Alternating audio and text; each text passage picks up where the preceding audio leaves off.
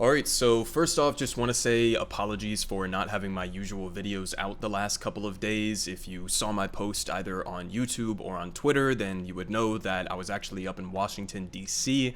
for the live election night coverage for Breaking Points, and it was dope. I finally got to meet my boy Kyle Kalinske in person for the first time, but anyways, I'm back now, and we have a lot of shit to catch up on, because obviously, a couple of days ago, the midterm elections happened, and even though we don't have all of the final results tabulated as of right now, it's definitely looking significantly better for Democrats than we had initially predicted. Okay, so going into this election, all of the polling data that we had at our disposal was looking like inflation, the economy was going to be by far and away the largest issue, and because Democrats are the party in power, they have the presidency, the House of Representatives, and the Senate in their control right now, the guess was basically that Republicans were going to see this gigantic red tsunami, or at least a red wave, and that they were pretty much guaranteed to take the House of Representatives by a large margin, and in all likelihood take the Senate. And as you can see here from the results, that didn't end up happening. And so we're going to go through just like a basic rundown in terms of like where we are currently standing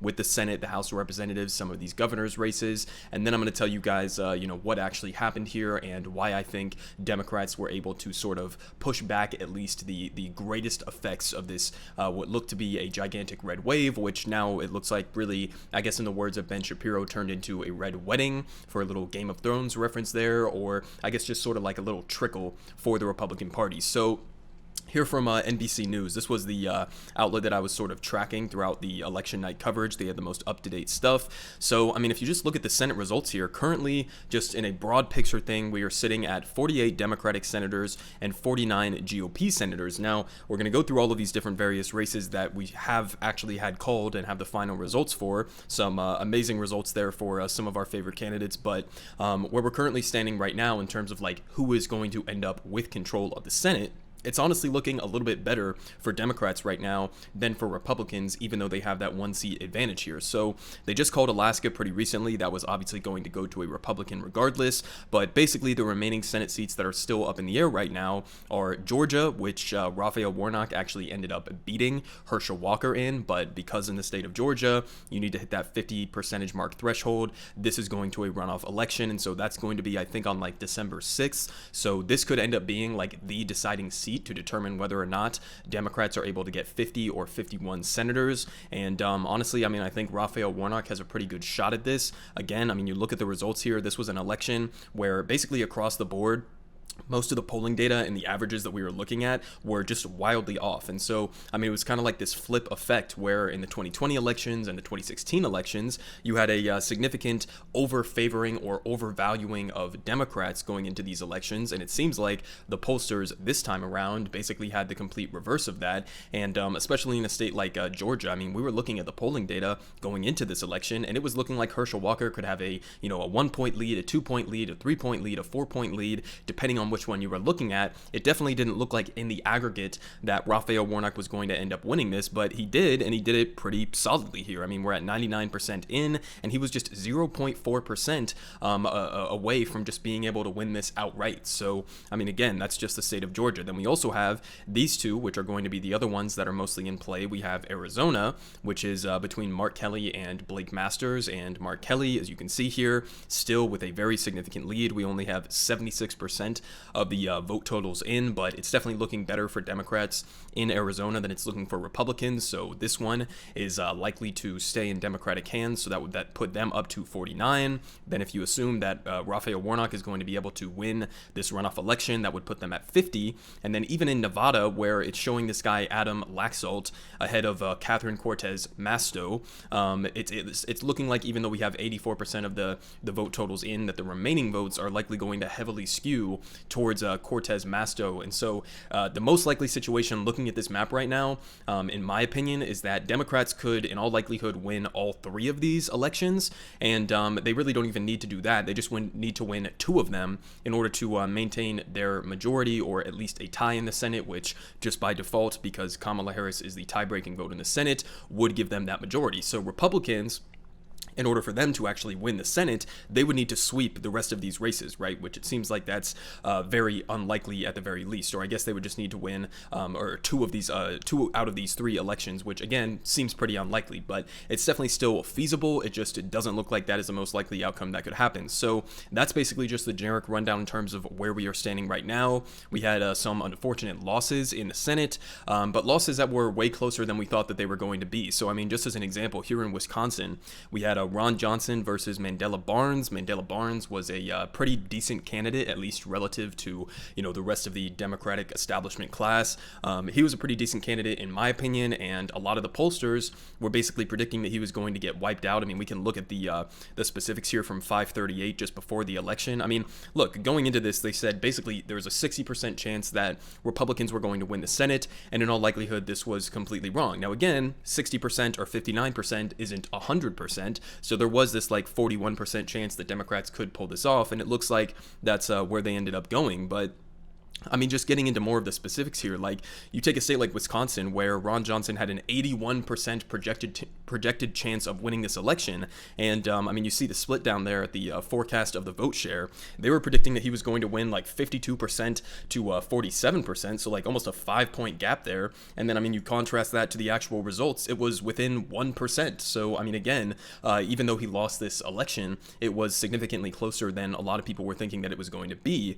We also had a massive dub over in Pennsylvania where John Fetterman, even with the stroke, even with massive inflation, even with, the entire Republican Party apparatus rallying against him and putting all of this pressure on him, and so many people doubting that he was going to be able to pull this off, he ended up winning this. And honestly, it wasn't even fucking close. I mean, we're sitting here at 98% of the vote totals in, and he has roughly like 51% to Dr. Roz's roughly 47%. So a solid like 4-point win here from John Fetterman. And not only did he win this race, but he outperformed both 2016 Donald Trump and Joe Biden 2020 in terms of the margins within this state in essentially every single county across the board. So not only did he win, but he won by significantly higher margins than we thought that he could. And not only that, but he was definitely outperforming in a lot of these key areas relative to even somebody like Joe Biden. So the lesson there for Democrats is that even if you have somebody like John Fetterman, who, I mean, we all saw the debate, let's be honest about it, somebody who was like significantly struggling to even get his words out there and,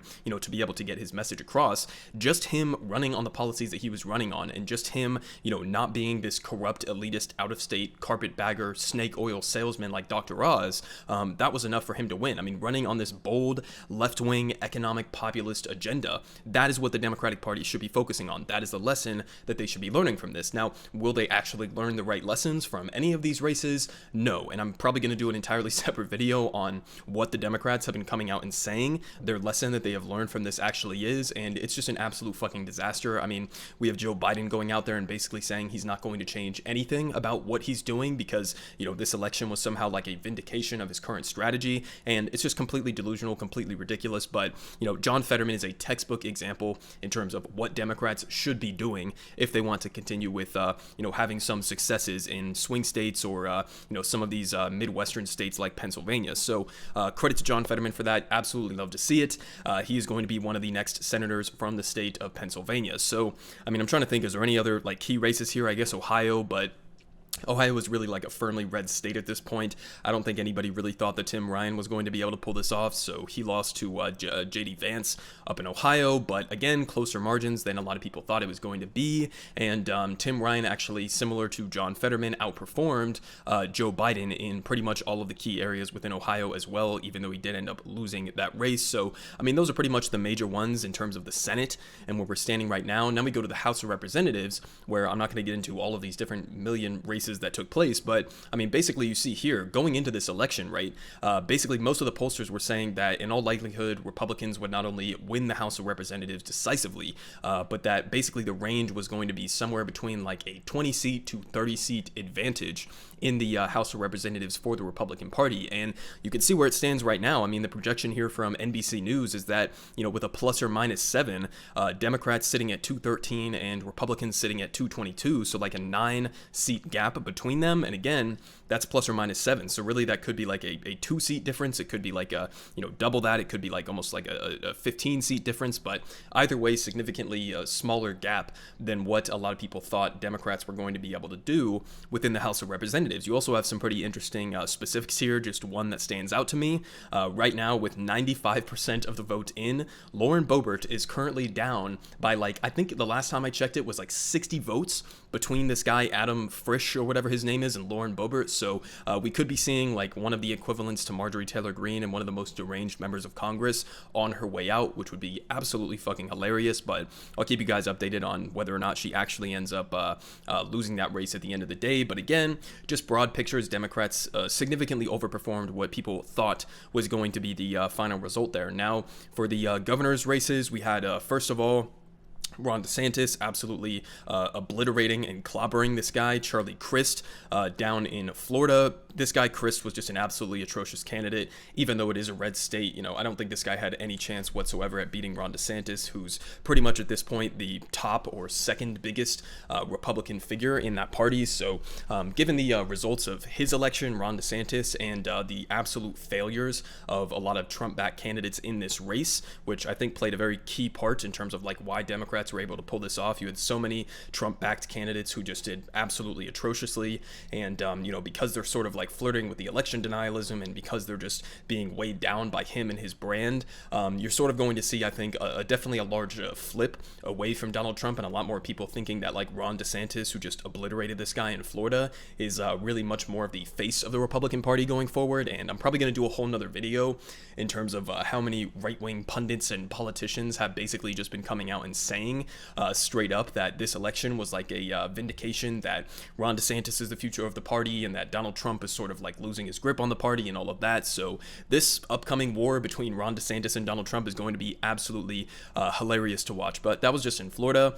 Again, we get a Trump-backed candidate here, Doug Mastriano, up in Pennsylvania, who was going up against this guy, Josh Shapiro, who's actually a little bit better, at least rhetorically, than a lot of other Democrats, better on messaging than a lot of other Democrats. And I mean, you can see here, in combination with the fact that you had John Fetterman, in combination with the fact that Doug Mastriano was just a terrible candidate, he ended up winning here, and it wasn't even fucking close. I mean, 14 percentage point gap in a race that a lot of the polling data was showing would basically just be a coin flip. So dramatically underperformed there. Let's see if we had any other ones that were important. We had this one in Michigan, where Gretchen Whitmer, who was for a long time there, especially during the early days of COVID, was pretty much public enemy number one within the conservative coalition. She ended up winning, and again, wasn't even fucking close. I mean, she ended up winning here 54.5% to 43.9%. So, I mean, almost over a 10-point gap here between Gretchen Whitmer and I guess his name is Tudor Dixon or whatever the fuck this guy's name is. But she ends up holding on to the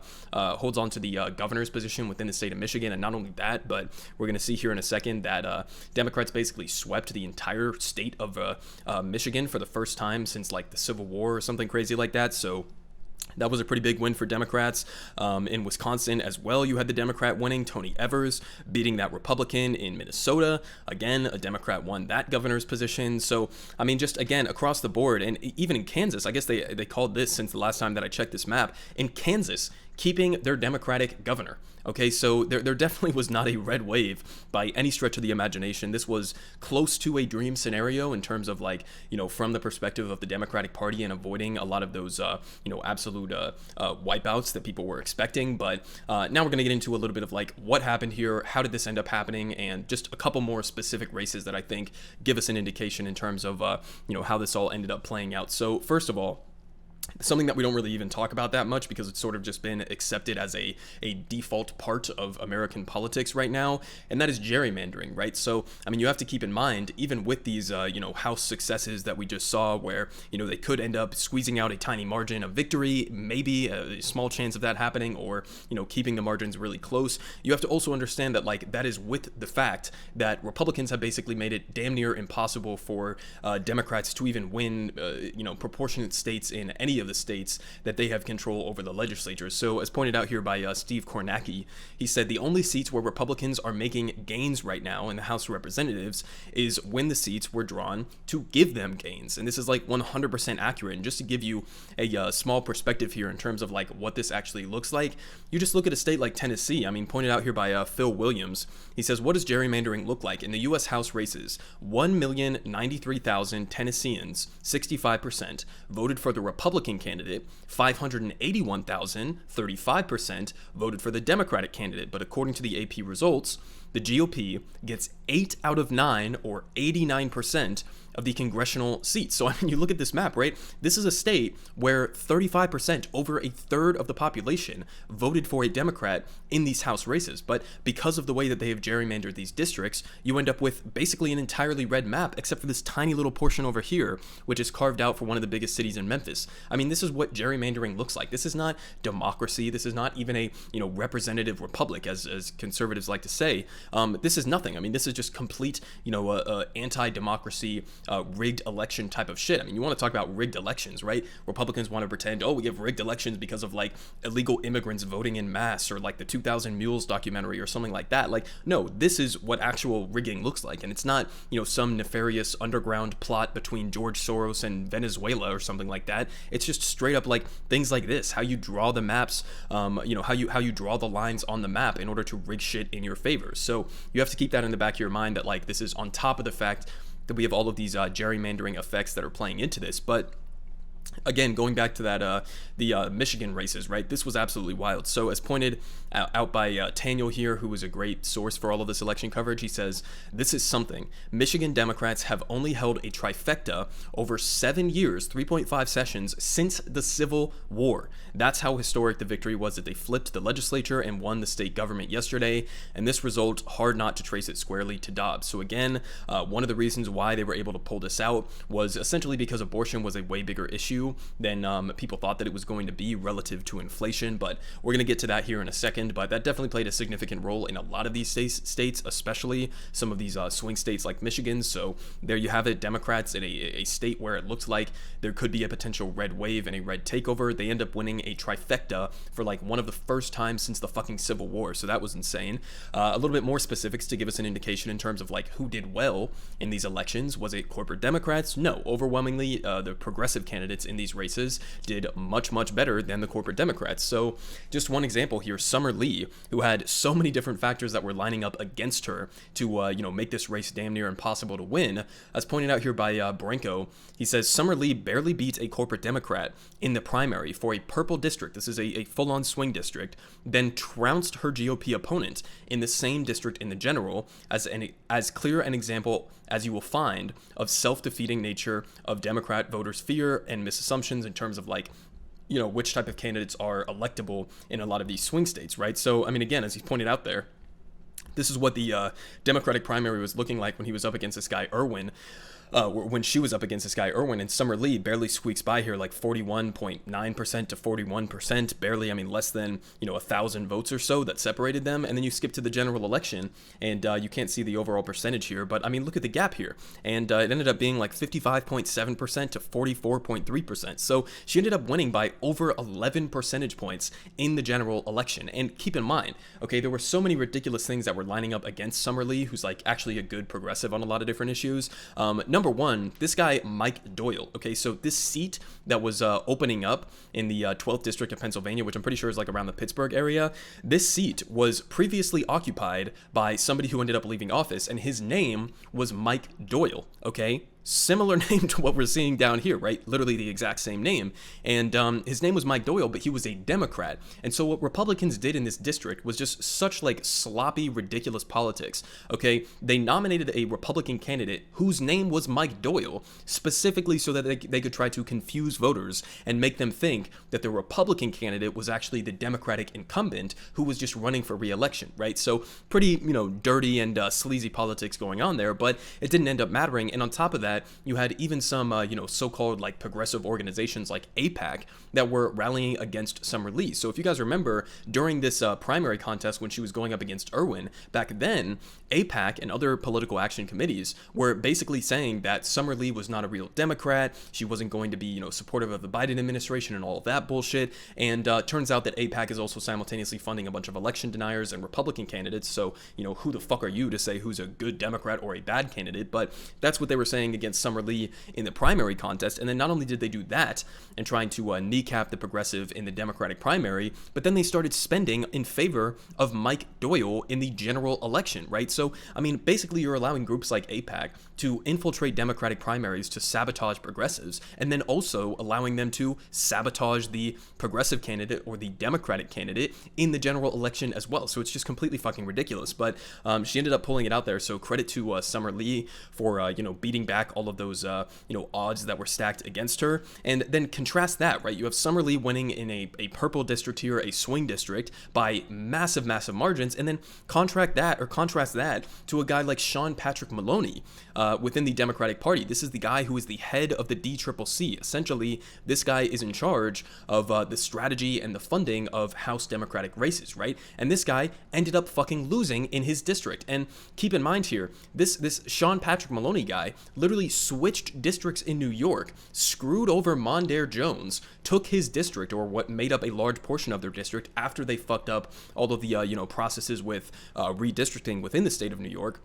Switches districts, fucks over a progressive because he thinks that this new district is going to be way easier for him to win, which in and of itself is kind of ridiculous, because it's like, you are in charge of making sure that Democrats are capable of winning in tough districts, and you're switching districts to the easier one, screwing over one of your own incumbents in the process because you think that will be an easier race, and then you just fucking lose anyways. So look, this is the gap between, the Democratic Party in terms of like where they need to go from here, right? You could go in the direction of these fucking corporate Democrats like Sean Patrick Maloney, who not only use like dirty politics and tactics to try to keep themselves in positions of power, but then also they're way less electable, versus the the progressive candidates who are out here absolutely blasting Republicans in what are swing states.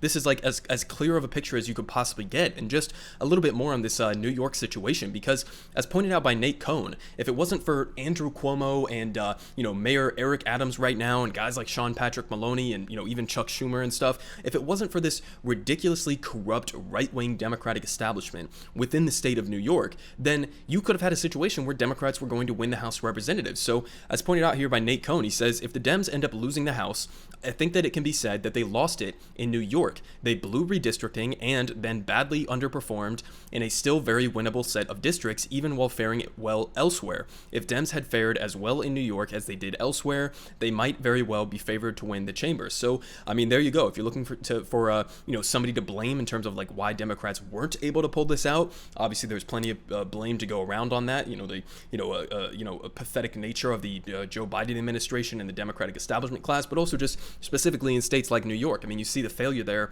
of having basically like Republican light Democratic leadership. So at the end of the day, that's basically just a rundown in terms of like the basics on where we are. I'm probably going to have to make a billion different videos on, the different nuances between states. There was a lot of like regional variability and shit like that. So a lot of different things that went into these elections, and I'm definitely not going to be able to pack it all into this one video. And obviously I don't want to make this like a 40-minute video or something, but just basically what happened here. I think there were some main factors that went into this. Number one, again, as pointed out here by Reuters, they say inflation, abortion, top issues for U.S. voters casting midterm ballots. And, they say inflation and abortion. Now, keep in mind, we went into this election thinking, because this is what the polling data was showing, that inflation was going to be by far and away the biggest issue on the minds of the American people. That's what all of the polling data was indicating. In some polls I saw, it was like, inflation was the top issue by like a 70% to a 20% margin over things like abortion rights. But you can see here in the data, they say about 6 in 10 voters said that they were dissatisfied or angry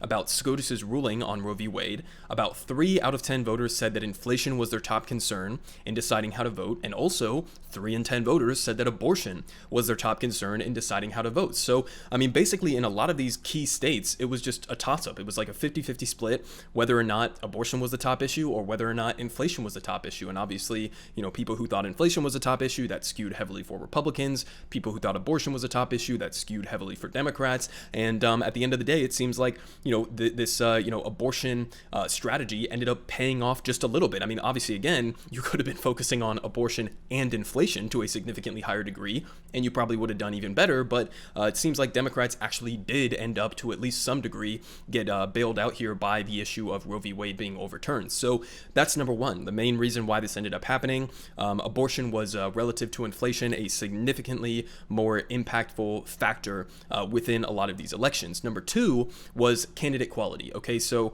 I mean, we've been talking about this for the entirety leading up to these midterm elections. You got motherfuckers like this guy, Don Bolduc from New Hampshire, which was another one where they were basically saying that this was going to be a toss-up election. Okay, there were even some polls going into this election that were saying that Don Bolduc was favored to win this election. And I mean, look at the fucking results here. 53.6% to 44.5%. Absolutely was not even close. And the reason for that is that so many of these Trump-backed candidates were just fucking garbage. I mean, terrible. You had Doug Mastriano, who got absolutely blown out of the water by Josh Shapiro. You had Dr. Ross taking an L from John Fetterman. You had Don Bolduc taking an L from goddamn Maggie Hassan. You have Blake Masters, who is in all likelihood going to lose to Mark Kelly in Arizona.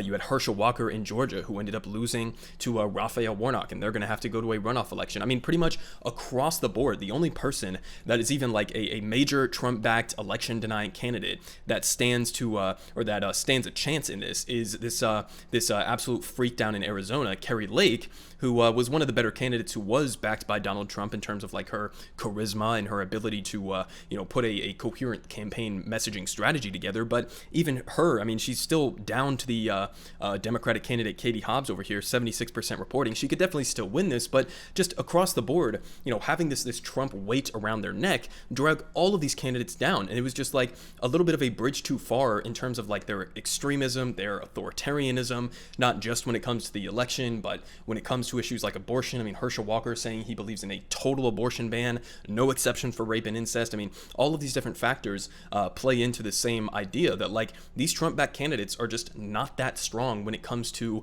a general election. They can definitely win in these Republican primaries because Trump still has that solid base of support at the bottom of the Republican Party, but that base of support is at this point going to be shrinking even more rapidly in the aftermath of basically all of his candidates getting wiped across the board.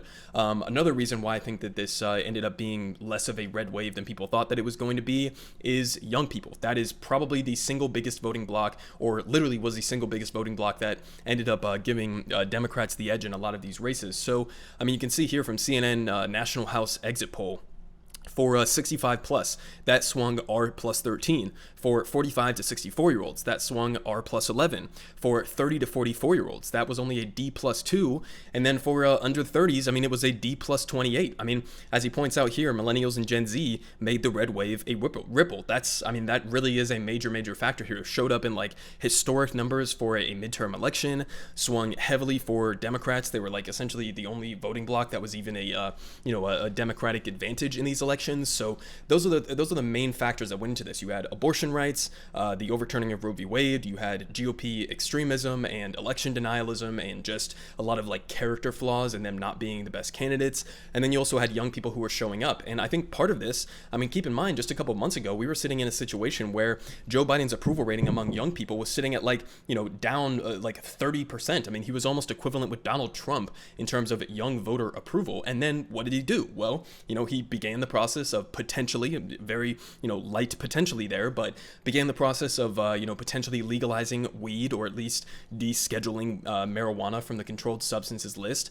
And then you also had the student debt cancellation, and in the immediate aftermath of that, his approval rating among young people shot back up. So again, the lesson here is pretty simple: double down on that strategy. Actually legalize marijuana. Make sure that the student debt cancellation actually goes through, and deliver more material relief for young people, for working class people. That is the fucking lesson that they need to be learning here. Now, again, are they actually going to win that election? I doubt it. Okay, so we're gonna get to in other videos breakdowns in terms of like how Democrats are reacting to this, how Republicans have been absolutely freaking out in reacting to this. But I mean, at the end of the day, definitely was not the massive red tsunami or red wave that a lot of people, including myself, thought that this could potentially be. But the lesson here is that people want Democrats to do more. Okay, the lesson here is not that Democrats went too far and that, you know, Joe Biden's big socialist spending packages were turning away voters. No, the lesson here is that, number one, young voters bailed you out, so give them a actual like reward for doing that, and, you know, follow through on a lot of the policies that are supported disproportionately by young people. That would be number one. Number two, you got a couple months now, assuming that Republicans are going to regain control of the House. You got a couple months. You should be codifying Roe v. Wade as quickly and efficiently as possible, because abortion rights are still a major issue here. And then number three, I mean, you know, obviously a lot of these candidates who Democrats ended up backing, surprisingly, at least to me, it ended up working. I mean, I think across the board, you know, I thought that Democrats' strategy for, you know, this sort of like Pied Piper strategy of helping these Republicans in the primaries that were Trump backed and that were like completely insane election deniers, and helping them win those Republican primaries because they would be easier to defeat in the general. I thought that was a massively risky strategy. It definitely was. Democrats were definitely playing with fire with that. But at the end of the day, I think the actual results showed that like not a single person, not a single candidate who Democrats helped win in the Republican primaries ended up winning in the general. So it's like, you know, you were playing with fire again there, but it ended up kind of working in their favor. So, I mean, there's a lot of different complicated factors here that I'm sure we're going to have to continue talking about for weeks, but definitely looks like it was a significantly better picture than what all of us were expecting this to be, at least from the perspective of the Democratic Party. Everyone is saying good politic guy has the best politic. Believe me, no one does it like him.